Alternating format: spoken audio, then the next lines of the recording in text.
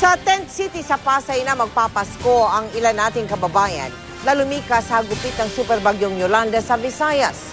Ang kanilang hiling, makauwi na daw sana sa kanilang probinsya para makapagsimula muli.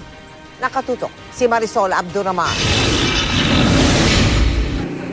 Habang abala ang ilan sa atin sa paghahanda sa pagsalubong sa Pasko, pagsasampay ng labada ang pinagkakaabalahan ni Arnando Llaneta. Isa siya sa mga nakaligtas sa bagyong Yolanda sa Tacloban City. Malayong-malayo raw ang Pasko nila ngayon sa Tent City sa Pasay sa Pasko nila sa probinsya sa Leyte.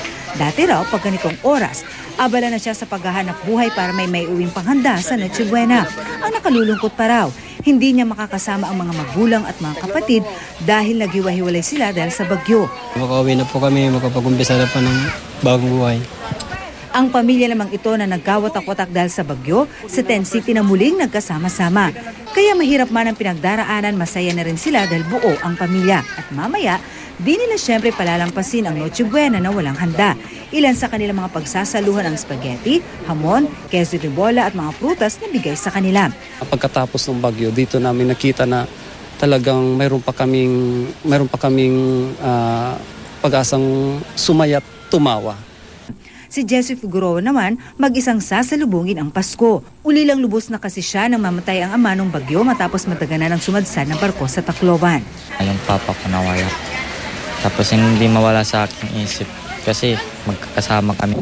Hindi man na nakakaranas ng gutom at halos walang humpay ang tulong na dumarating para sa kanila, iisa pa rin ang Christmas wish ng mga nandito ngayon sa Tent City, ang makauwi na sa probinsya at makapagsimula muli ng kanilang buhay.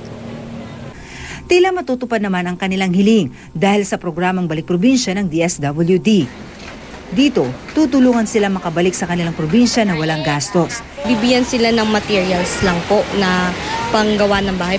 Hindi madaling mamuhay sa Tent City pero maswerte pa nga sila kung tutuusin. Ang pamilyang ito, ilang taon na nakatira sa gilid ng kalsada.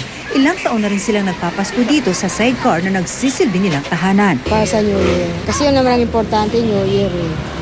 Para yung taon, may may pagkain.